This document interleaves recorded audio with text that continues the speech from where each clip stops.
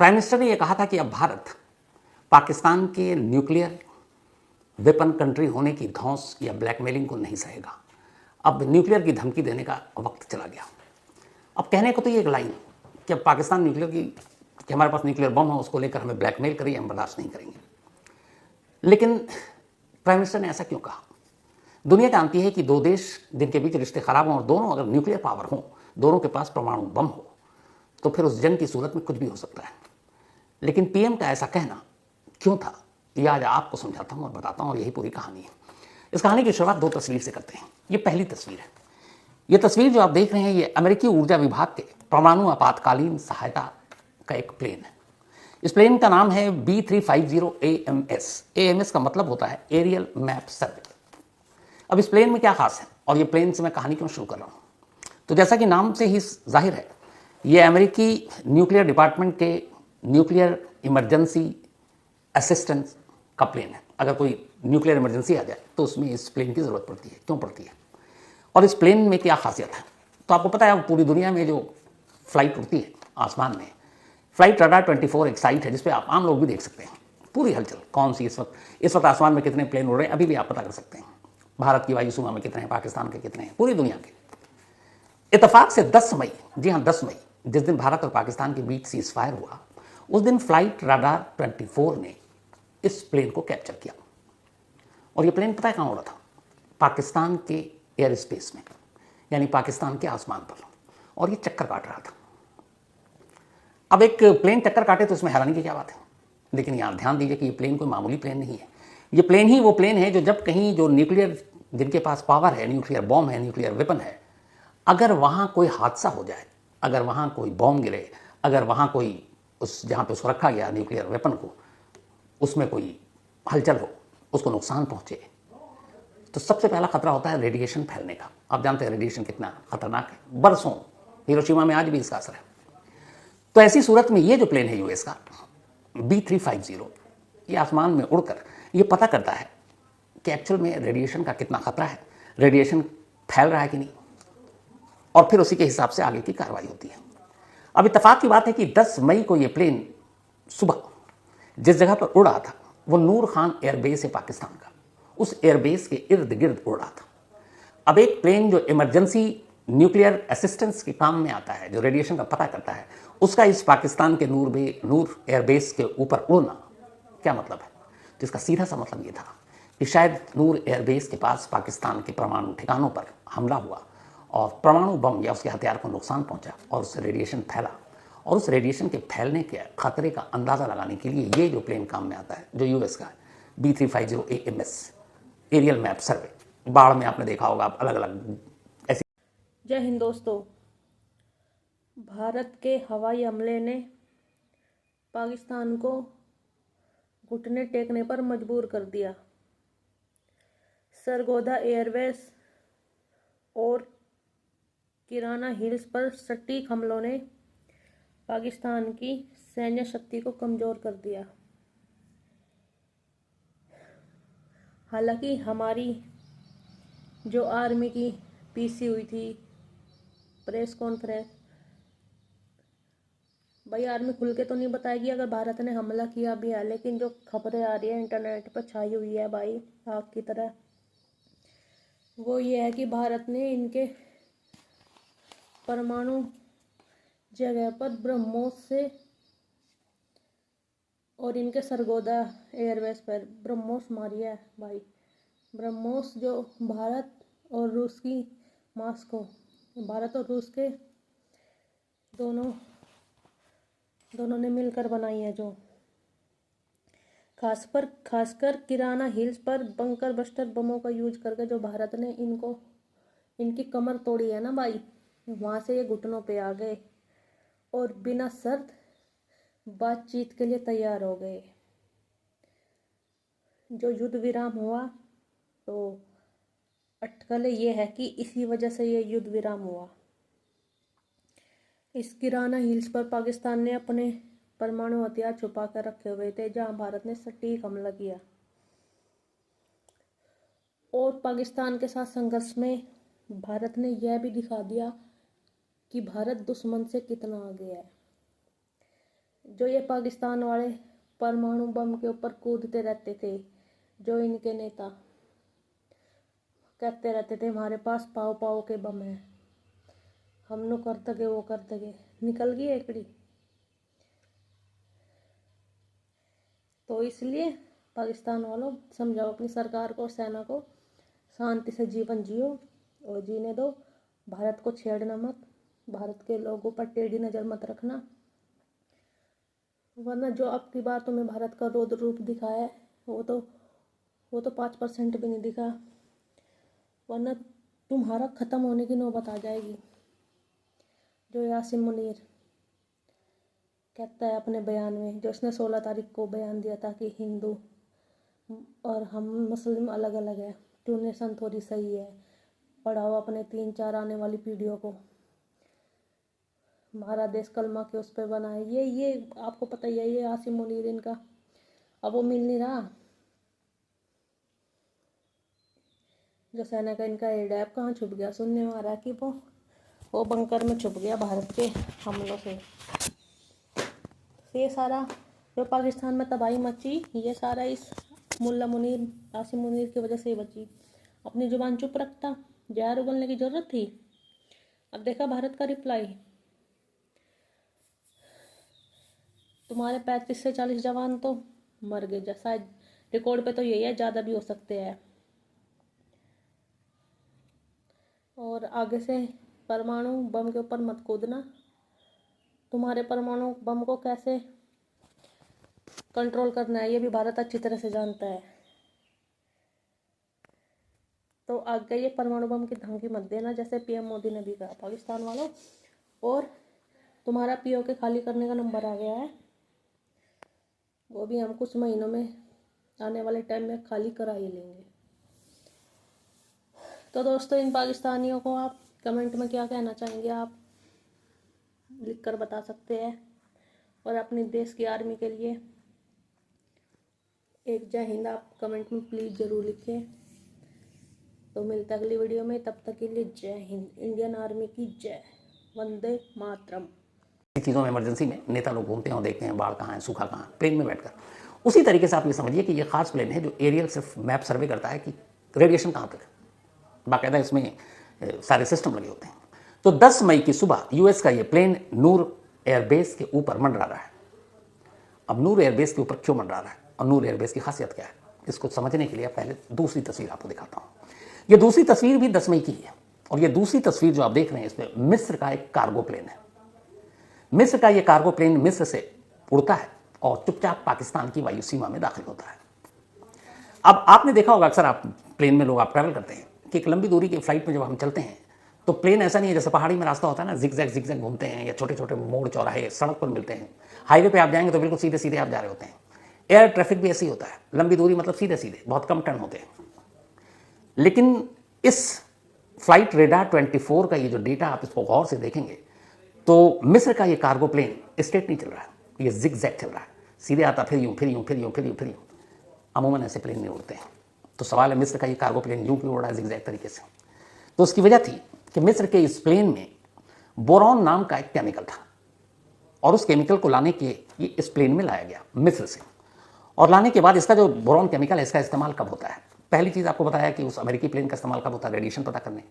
इस मिस्र के कार्गो प्लेन में जो केमिकल रखा हुआ था बोरॉन, इसका यूज़ होता है किसी भी न्यूक्लियर सेंटर, परमाणु बम, न्यूक्लियर हथियार, अगर उसकी सेफ्टी को खतरा आ गया है, अगर जहाँ ये ठिकाना है परमाणु वहाँ पर कोई बमबारी हुई है, कोई नुकसान पहुँचा है, तो उसकी सेफ्टी और मरम्मत के लिए इस तरह के कदम उठाए जाते हैं, जिसमें पहली चीज़ होती है बोरॉन नाम का केमिकल।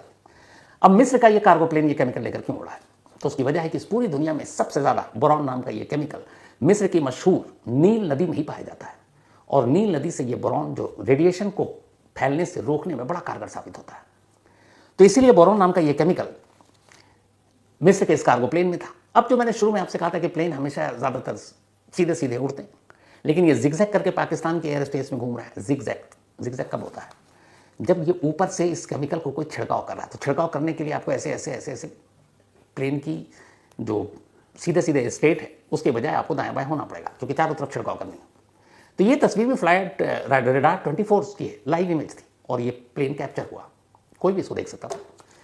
तो इस प्लेन का सीधे ना जाकर जिगजैग तरीके से पाकिस्तान की हवा में घूमने का मतलब यही था कि इस बोरॉन नाम के केमिकल को उस नूर एयरबेस के इर्द गिर्द छिड़काव करना था। अब इस केमिकल का छिड़काव भी तभी होता है जब रेडिएशन का खतरा होता है। तो ये दो तस्वीर आपको दिखाई। अब इस दो तस्वीर के पीछे की पूरी कहानी और हमारे प्राइम मिनिस्टर ने जो कहा कि अब न्यूक्लियर पावर कंट्री हो गया, ब्लैकमेलिंग नहीं चलेगी, धमकी नहीं चलेगी, वो क्यों है। तो इन तस्वीरों के बाद अब असली तस्वीर और असली कहानी पर आते हैं। जब 10 मई की ये रात है, 9 मई की रात बीत चुकी है, अब 10 मई की रात हो चुकी, 12 बज चुके हैं, 9 से हम 10 मई में दाखिल हो चुके हैं। रात के 1:44 पर अफगान बॉर्डर के करीब बलूचिस्तान के जगाई हिल्स में एक अर्थक्वेक आता है, भूकंप, जिसकी तीव्रता रिएक्टर स्केल पर 4 था, 4 बहुत ज्यादा होता नहीं।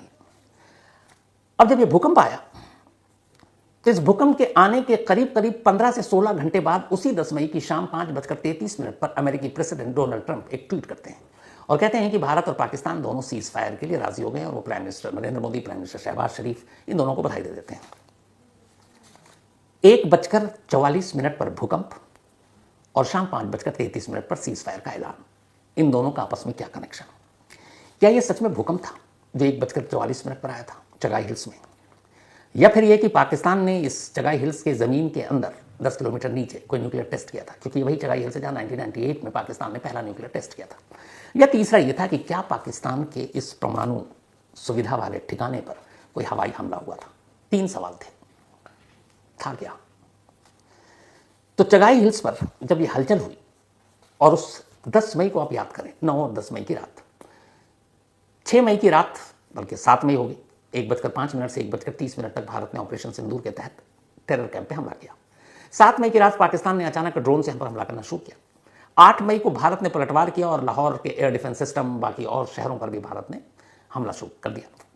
अब 9 मई की रात पाकिस्तान पहली बार ड्रोन की बजाय मिसाइल से भी भारत के 26 जगहों पर हमले करता है, जिसमें हमारे एयरबेस भी थे, सैन्य ठिकाने थे, जैसलमेर हो या फिर श्रीनगर हो, इसके अलावा पठानकोट हो, बाकी और जगहों पर 26 जगहों पर पाकिस्तान ने उस दिन ज़बरदस्त तरीके से मिसाइल डालने शुरू कर दिया और ड्रोन से अटैक करना शुरू कर दिया। अब जब पाकिस्तान ने पहली बार हमारे एयरबेस को निशाना बनाया तो भारत के लिए पलटवार करना जरूरी था। भारत ने उसी 9 मई की रात, अभी 10 मई की बात नहीं कर रहा हूं मैं, 9 मई की रात वापस पलटवार किया। अब पाकिस्तान के जितने सैनिक ठिकाने थे और एयरबेस थे उनको निशाना बनाना शुरू किया और यह सिलसिला चला रात 1 बजे से लेकर सुबह 4 साढ़े 4 के दरमियान। यह बात 9 मई से अब 10 मई हो गई है सुबह। और जैसा मैंने आपको शुरू में बताया कि उसी रात 1:44 पर पाकिस्तान के इस चगाई हिल्स पर एक भूकंप आया था और भारत ने रात 12 बजे से 4 बजे तक पाकिस्तान के अलग अलग सैन्य ठिकानों, एयरबेस पर हमला किया। और जब यह हमला किया तो इस हमले के बाद ये जो 2 तस्वीर आपको शुरू में दिखाई उससे इसके तार जोड़ते हैं। जब यह हमला हुआ उसके बाद अब पाकिस्तान के एक परमाणु ठिकाने पर बमबारी हो गई और ये परमाणु ठिकाना जो पाकिस्तान का था ये सबसे खास था, नूर खान एयरबेस। नूर खान एयरबेस ही पाकिस्तान का वो परमाणु ठिकाना है जहां से कैरियर की भी यहाँ पे सहूलियत है। मतलब एक तो होता बम बनाना, एक बम तो बना लिया, अब आपको न्यूक्लियर बम छोड़ना है तो हाथ से उठाकर तो आप ले नहीं जाओगे, आम जहाज में आप नहीं ले जा सकते। 3 तरीके होते हैं न्यूक्लियर वेपन को कहीं टारगेट पर फेंकने के। पहला, आप हवाई रास्ते से, उसके लिए आपको जेट फाइटर की जरूरत पड़ेगी। दूसरा, समंदर के रास्ते से उसके लिए आपको सबमरीन या जंगी जहाज चाहिए। तीसरा, अगर आप सड़क के रास्ते से ले जा रहे हैं तो आपको हेवी व्हीकल चाहिए, ट्रक या फिर उससे बड़ी गाड़ी। पाकिस्तान के पास 2 कैरियर हैं बम, न्यूक्लियर बम को गिराने के, हवाई रास्ते से और सड़क के रास्ते से, ट्रक या बड़ी गाड़ी। समंदर के रास्ते से उनके पास नहीं है, अभी शायद वो उसके ऊपर ट्रायल कर रहे हैं। भारत तीनों तरीकों से न्यूक्लियर वेपन को दाग सकता है, हवाई से भी, सड़क से भी और समंदर से भी। हमारे पास सबमरीन भी है और जंगी जहाज भी है। तो खैर, ये जो नूर खान एयरबेस है ये पाकिस्तान एटॉमिक या पाकिस्तान न्यूक्लियर वेपन की रीढ़ की हड्डी माना जाता है और इत्तेफाक से नूर खान के इसी एयरबेस पर धमाका हुआ और इसी एयरबेस पर धमाका होने के बाद यहाँ पे कुछ न्यूक्लियर वेपन थे और कहते हैं कि उनमें से कुछ को नुकसान पहुंचा। जब नुकसान पहुंचा तो फिर रेडिएशन फैलेगा। पाकिस्तानी आर्मी की बहुत सारी तस्वीरें आ रही हैं, वो वहीं पर आसपास में जा रहे हैं हॉस्पिटल में लोगों को देखने, वो गोली बम बारूद से जख्मी नहीं हुए हैं, शायद रेडिएशन का शिकार हुए। पूरे इंटरनेशनल मीडिया में, सोशल मीडिया पर, ये हर जगह पे मैप, ये रिपोर्ट अब आ रही है और ये कि ये रेडिएशन लीक हुआ है क्योंकि नूर खान एयरबेस के पास जो न्यूक्लियर वेपन था उसको नुकसान पहुंचा है। तो ये 2 तस्वीर आपने देखी और भारत के हमले की और टाइमिंग और भूकंप, ये सारी चीज़ें आपने देखी। हालांकि हमारा स्टैंड ये है कि हमारे जो एयर मार्शल है कि भारतीय, उनसे पूछा गया ये DGM है, director general of military operation, उन्होंने कहा कि हमें नहीं मालूम पाकिस्तान के परमाणु ठिकाने कहाँ हैं, हमने सिर्फ एयरबेस को निशाना बनाया था। भारत का स्टैंड यही है कि हमने कोई परमाणु ठिकानों पर हमला नहीं किया, और हम ये कह भी नहीं सकते। उसकी वजह है कि जो परमाणु संपन्न देश होते हैं वो इस तरह की चीज़ नहीं कर सकते, इसको लेकर फिर बहुत सारी बंदिशें, बहुत सारे बैन, बहुत सारी चीज़ें हो जाती हैं। अब जो ये एयरबेस को निशाना बनाया गया और जिसमें नूर खान एयरबेस टारगेट पर आया, जिसमें ये न्यूक्लियर उनके हथियार के तबाह होने की बात आ रही है, ये बना कैसे? क्योंकि कोई भी कंट्री जो न्यूक्लियर वेपन रखता है उसकी सेफ्टी, सिक्योरिटी के बड़े सारे कदम उठाए जाते हैं। तो इसके लिए भारत ने इस्तेमाल किया, जो एयरबेस के इस्तेमाल किया, मैं न्यूक्लियर ठिकाने की बात नहीं कर रहा हूँ, ब्रह्मोस मिसाइल का। ब्रह्मोस मिसाइल वो है जो आवाज़ से 3 गुना ज़्यादा जिसकी रफ्तार होती है। ये किसी रडार में पकड़ में नहीं आता, और जब तक ये अपना काम न कर ले तब तक कोई भनक भी नहीं लगा पाता कि कौन सी मिसाइल है। तो कहते हैं कि इसी ब्रह्मोस मिसाइल का इस्तेमाल पाकिस्तान के तमाम आर्मी बेस और सैन्य ठिकानों पर हमले के लिए ब्रह्मोस मिसाइल से ही उनको नेस्तो नाबूद किया गया। अब ये तो ब्रह्मोस मिसाइल से हो गया। अब सवाल यह है कि परमाणु ठिकाने या नूर खान एयरबेस पर हमला और अगर तबाही की खबर जो आ रही है तो ये कैसे मुमकिन है? क्योंकि बहुत सारे लोगों का ये मानना, और ये फैक्ट है, कि जो भी न्यूक्लियर हथियार होते हैं, बॉम्ब होते हैं, वो कभी एक जगह नहीं होते कि आप जैसे यहाँ जहाँ मैं बैठा हूँ आपने सारा यहाँ ला के रखा, जंग हो गई, यहाँ से उठाया और बांटा और कहा जाओ छोड़ दो, नहीं होता। बड़ा रिस्की होता है ये। और इसीलिए दुनिया के जितने भी न्यूक्लियर संपन्न देश हैं वो न्यूक्लियर हथियार को 3 अलग अलग हिस्सों में बांटकर 3 जगह रखते हैं, बल्कि 3 जगह से वो पूरा ऑपरेशन पूरा होता है। जो पहला होता है उसका नाम है फिजन। फिजन असल में जहाँ रॉ मटेरियल, चाहे यूरेनियम या फिर टाइटेनियम जो भी हो, प्लूटोनियम, तो रॉ मटेरियल से जो न्यूक्लियर वेपन बनते हैं उसको कहते हैं फिजन। वो एक जगह पे रखा जाता है। अब वो उन्होंने बना लिया, लेकिन वो बनाने से न्यूक्लियर वेपन का कोई खतरा भी नहीं है, बन तो गया है, लेकिन ना वो फट सकता है, ना कहीं आप उसको ले जाकर किसी को नुकसान पहुंचा सकते हैं। अभी तैयार हो गया। तो पहला 3 चरणों में आप बांट दीजिए एक बम को। आप ये समझिए कि 3 जगहों पर जब तक तालमेल नहीं होगा वो बम नुकसान नहीं कर सकता। तो पहला फिजन, जहाँ रॉ मटेरियल से आप जो यूरेनियम या प्लूटोनियम लाते हैं उसके बाद आप बनाते हैं, तो एक तरह का आप परमाणु बम बना देते हैं, लेकिन वो बेकार है। अब सेकंड है, अलग अलग इसीलिए इस्टेब्लिशमेंट होता है। तो मान लीजिए एक जगह है नूर खान एयरबेस मान लीजिए, तो यहाँ रॉ मटेरियल से इन्होंने न्यूक्लियर बम बना लिया, हथियार बना लिया। बट ये ए है, अभी बी बाकी है। बी वो जगह है जिसे कहते हैं बॉम्ब, न्यूक्लियर बॉम्ब। वो एक ऐसी जगह होती है इस्टेब्लिशमेंट जहाँ ए यानी कि जो फिजन तैयार हुआ रॉ मटेरियल से, अब उसको उस दूसरी जगह लाते हैं और वहाँ उसको एक खास, कई फिल्मों में भी देखा होगा, उस रॉ बॉम्ब को रखते हैं और उसको फिर डिटोनेट करते हैं, मतलब जोड़ते हैं कि अब बम तैयार है, अब बम तैयार है। लेकिन अब जहाँ रखा हुआ वहाँ फटेगा नहीं, क्योंकि आप ही साले मारे जाएंगे। तो पहला फिजन जहाँ बना, दूसरा जहाँ बम को डिटोनेट किया गया और वहाँ रखा गया, ये दोनों की कड़ी निगरानी। अब इसके बाद तीसरा फेज आता है, जब हमारे पास बॉम्ब तैयार है बनकर सब कुछ, अब इसे हमारे टारगेट पर फेंकना है। तो उसके लिए चाहिए आपको कैरियर। तीसरा कैरियर है। कैरियर मतलब उस बम को आप तय टारगेट तक कैसे पहुँचाएंगे, कैसे छोड़ेंगे, और ये सबसे इंपॉर्टेंट फेज होता है। अब जैसा मैंने शुरू में बताया कि कैरियर 3 तरीके से काम करते हैं। आपको न्यूक्लियर बम समंदर के रास्ते आप छोड़ सकते हैं, आप जेट फाइटर के जरिए छोड़ सकते हैं, या फिर आप बड़ी गाड़ी ट्रक के जरिए आप ग्राउंड पर छोड़ सकते हैं। पाकिस्तान के पास समंदर वाला अभी सुविधा है नहीं। पाकिस्तान के पास जो ज़मीन पर की सुविधा है, उनके पास ऐसी गाड़ियाँ हैं, उन्होंने कर रखी हैं कि वो ट्रक या बड़ी गाड़ियों से टारगेट कर सकते हैं, नज़दीक अगर फेंकना हो तो। और जहाँ तक हवाई मार्ग से, तो पाकिस्तान के पास ये सुविधा है। उनके पास 2 तरह के ऐसे फाइटर जेट हैं जो न्यूक्लियर वेपन को कैरी कर सकते हैं और जहाँ उनका टारगेट को गिरा सकते हैं। उनमें से एक उनका मिराज 3 और दूसरा है चीन से उनको मिला हुआ JF-17। ये दोनों सूरत में वो गिरा सकते हैं। तो ये 3 हो गए। अब नूर खान एयरबेस पर जो हमला हुआ, जहाँ तबाही हुई, जिसके रेडिएशन को 2 तस्वीरें आपको दिखाई, वहाँ से सिर्फ 19 किलोमीटर की दूरी पर है नीलोर। ये एक जगह है नीलोर, और ये पाकिस्तान के न्यूक्लियर प्रोग्राम और न्यूक्लियर एस्टेब्लिशमेंट का सबसे अहम ठिकाना है नीलोर। जहाँ ये एयरबेस तबाह हुआ, जो नूर खान एयरबेस, वहाँ से सिर्फ 19 किलोमीटर दूर। ये वो जगह है जहाँ रॉ मटेरियल से न्यूक्लियर बॉम्ब तैयार किया जाता है। अब 19 किलोमीटर दूर ये धमाका होता है, और उनका जो एस्टेब्लिशमेंट है एक और न्यूक्लियर का, वो ज़्यादा दूरी पर है नहीं। यहीं से पाकिस्तान की बेचैनी बढ़ी। ये रात, अगर टाइमिंग जोड़ लें, उस भूकंप को फर्जी माने, तो रात 1 बजकर कुछ मिनट पर भूकंप आया था। भारत ने रात को सुबह 4 साढ़े 4 तक पूरा ऑपरेशन कंप्लीट कर लिया था ब्रह्मोस मिसाइल के बाद। सुबह 8:30 बजे पाकिस्तान के प्राइम मिनिस्टर की एक मीटिंग होती है, और ये इमरजेंसी मीटिंग बुलाई शहबाज शरीफ ने। ये थी न्यूक्लियर कमांड अथॉरिटी की मीटिंग। इस कमेटी की मीटिंग का मकसद ये था कि जो नूर खान एयरबेस है या नीलोर है, वहाँ कितना नुकसान हुआ है। जब पता चला कि नुकसान हुआ है और ये भी डर है कि रेडिएशन फैल सकता है, तो फिर पाकिस्तान घबराया। उसे लगा कि अगर ब्रह्मोस मिसाइल यहाँ तक पहुँच सकती तो फिर हमारे कोई भी न्यूक्लियर के जो ठिकाने हैं वो तो सेफ हैं नहीं, और उन्हें ये मैसेज मिल गया था। और यहीं से बात शुरू हुई कि अब आप न्यूक्लियर के नाम पे धमकी मत दो जहाँ तुम्हारे न्यूक्लियर हैं, क्योंकि आपको 3 चीज़ें हैं जो मैंने कहा, फिजन मतलब की, एक तरह से उसको चाबी भी कहते हैं, जहाँ से रॉ मटेरियल बनता है, फिर बॉम्ब, फिर कैरियर। तो कैरियर तक पहुँचने में अगर सिर्फ इंडिया कैरियर ही तबाह कर दे उनके, ये जो बम को ढोने वाला, तो वो बॉम्ब को उठाएंगे, ले कैसे जाएंगे। तो इसीलिए पाकिस्तान घबराया। इसके बाद सुबह 8:30 बजे मीटिंग हुई। फिर पाकिस्तान ने अमेरिका से कहा कि वो तो हमारे न्यूक्लियर ठिकाने तक आ गए हैं, अब आप जंग रुकवा दीजिए, किसी तरीके से सीज फायर करा दीजिए। अमेरिका ने नई दिल्ली में बात की, जहां से कहा गया कि नहीं हमारी तो शर्त ये है। फिर अमेरिका ने पाकिस्तान बात की और कहा कि ठीक है, आप एक काम करो, आपके अपने DGMO, director general of military operation, वो पहल करेंगे, वो भारत के डीजीएमओ को फोन करेंगे कि हम सीज फायर चाहते हैं, इंडिया नहीं करेगा। इसके बाद जब डीजीएमओ पाकिस्तान सरकार तैयार हो गई, आर्मी तैयार हो गई, तब फिर अमेरिका ने भारत में बात की, एनएसए से, फॉरेन मिनिस्टर से, डोनाल्ड ट्रंप से नहीं। उसके बाद ये हुआ कि ठीक है, 3:35 पर तब 10 मई को डीजीएमओ पाकिस्तान ने फ़ोन किया इंडिया के डीजीएमओ को और कहा कि हम सीज फायर चाहते हैं।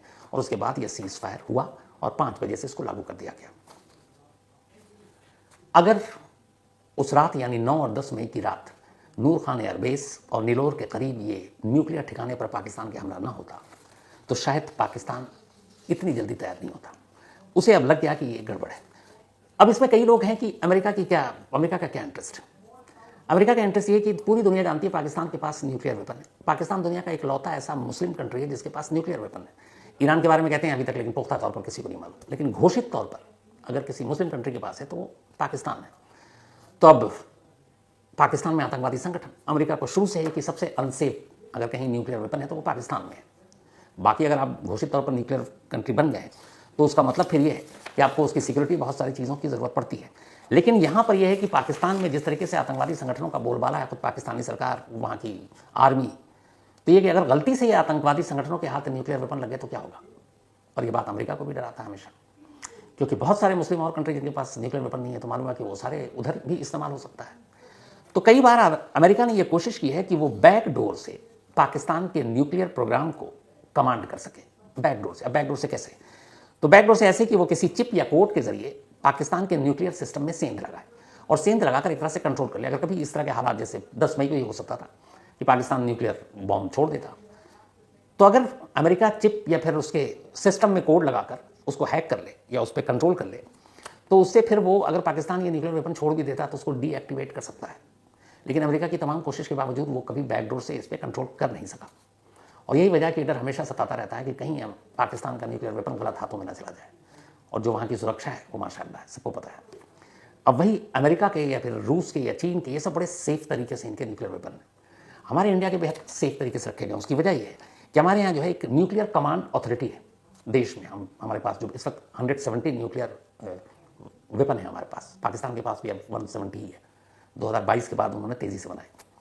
तो हमारी पूरी न्यूक्लियर की सेफ्टी एंड सिक्योरिटी का जिम्मा जो है वो न्यूक्लियर कमांड अथॉरिटी के पास है। इस अथॉरिटी का जो हेड होता है वो देश का प्राइम मिनिस्टर होता है, जो भी प्राइम मिनिस्टर होगा, जैसे इस वक्त नरेंद्र मोदी जी हैं, तो वो इसके प्रमुख होंगे।